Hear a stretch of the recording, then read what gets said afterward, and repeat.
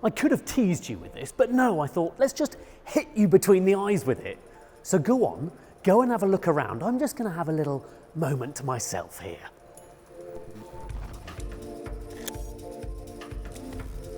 Right, gathered myself.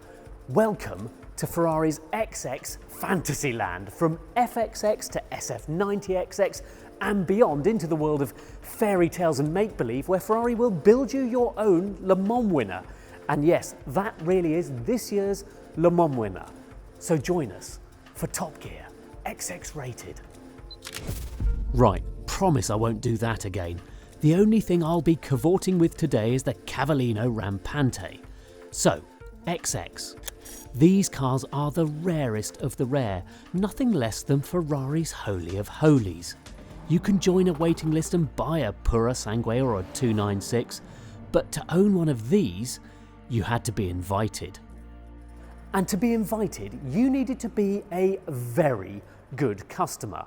The year was 2005, and this was Genesis for the XX programme, based on a road car but converted for track use. In this case, an Enzo, but with more power, less weight, more aero. 150 horsepower more, 100 kilos less, and 40% more downforce. But there was another side to it: exclusivity. Ferrari built 399 Enzos, but FXXs, just 29.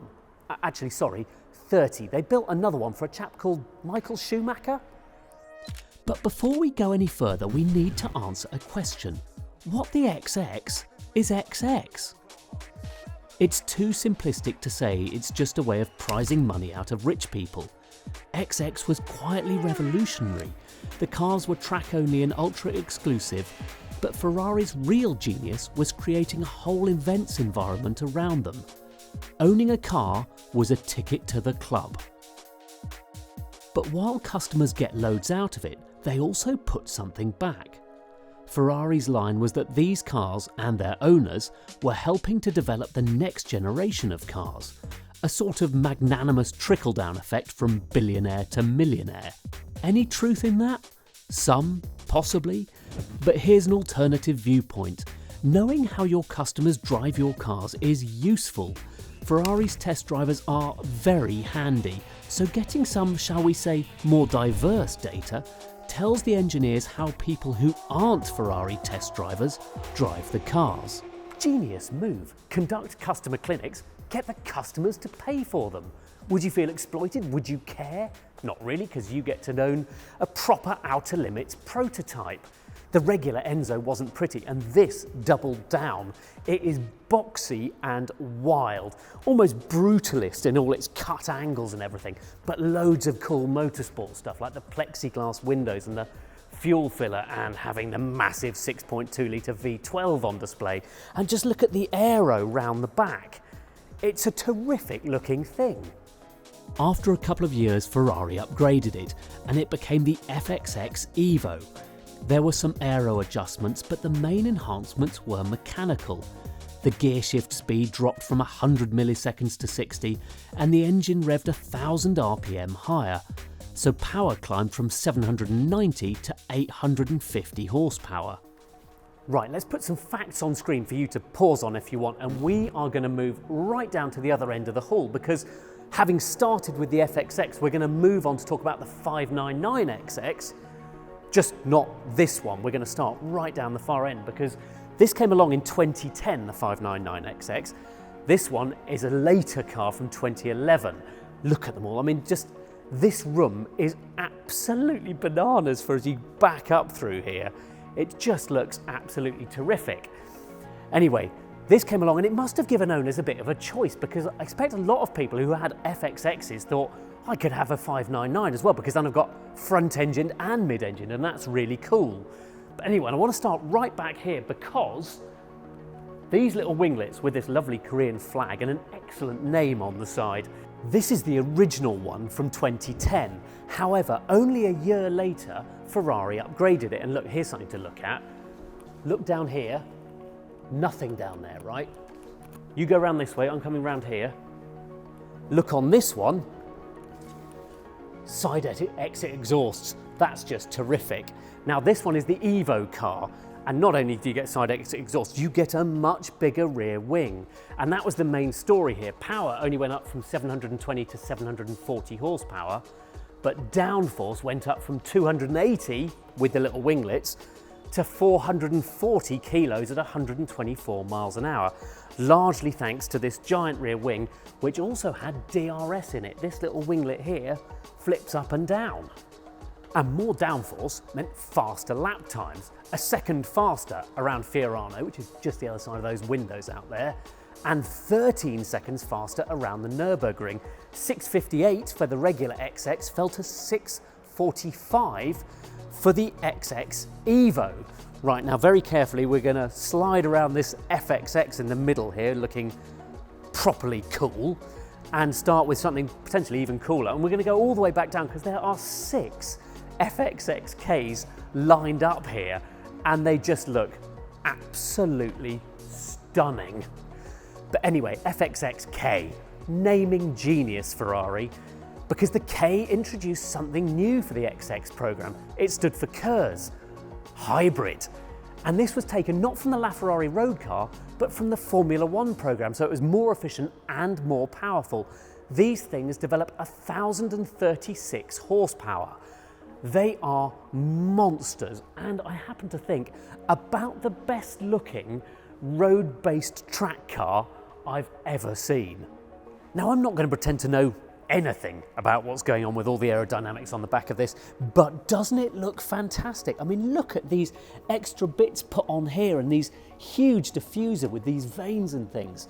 And then up top, we've got these huge wings, we've got winglets here and air moving around and downforce occurring. 640 kilos of downforce at 124 miles an hour. But more than that, I think this is a terrifically good looking car. I love how wasp waisted it is. These sort of mirrors on stalks, they just look fabulous. Now, I've never been lucky enough to drive one of these, but I know a man who has.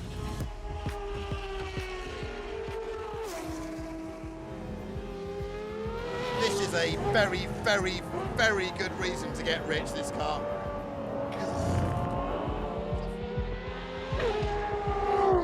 As far as I can work out, over the 18 years the XX program has been running, Ferrari has only built 116 cars.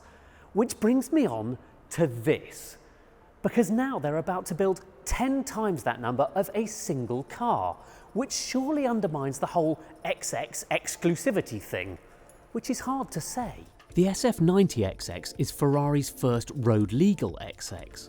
Why do that?